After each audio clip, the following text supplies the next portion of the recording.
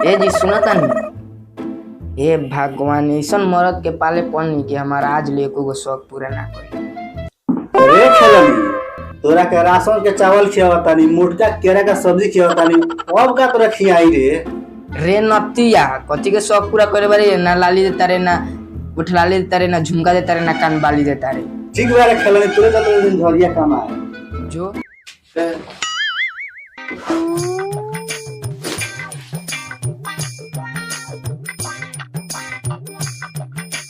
ठीक बारे भोसड़ी जा तानी कमाए, एने ओने मत करिए।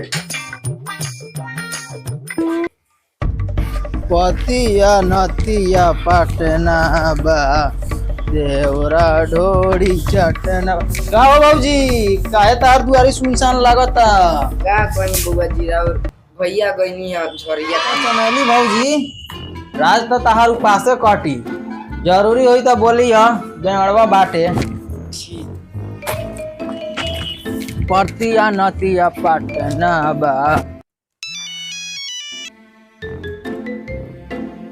हेलो अजी हमर याद ना आवेला ना हो करे जा, याद तो तहार बहुत आवेला लेकिन तहार नंबर पर कॉले ना लागला, हम कॉल केंग करी? आई ना संडे के मिले वहाँ के बाहर चल गए। ठीक बा संडे के मिलल जाई। बाप रे मालूम से मिलल में और बहुत दशा बा।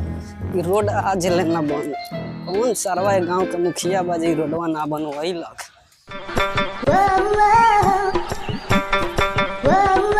बाप रे मुख तो बड़ा बढ़िया बा, कोनो सरवा नहीं चले। चौरा में ले ले बदेवरा चौरा में। आई बा ये घर में सरवा वहीं आए के आवाज सुनाता, चले तो देखे।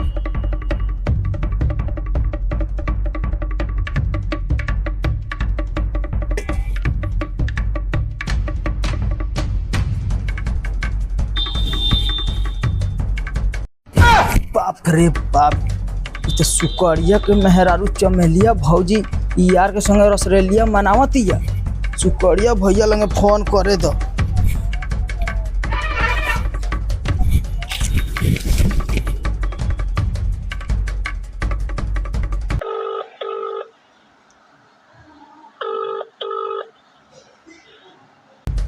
बस सुकरिया साला फोन नहीं के उठावत, फोन से करे दो।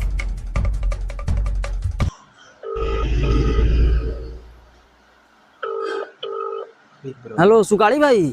अब बोल का समाचार बा? हमार समाचार का लाड़ पूछले बड़ा मर्दे। का होल बारी? ए मार दे तार मेहरारू चमेलिया भौजी यार के साथे रसरेलिया मनावतिया। रोक आता तो भूसड़ी के गाड़ फाड़ देता नहीं। ए मार दे जल्दी आवा तू। एकरा सुखला हम बाहर आइल में तो दूर काम आए गाड़ मारावती रुका में। हां ये तू यही बरे एगो काम कर, गाड़ी धल। तीवरो का होता। हां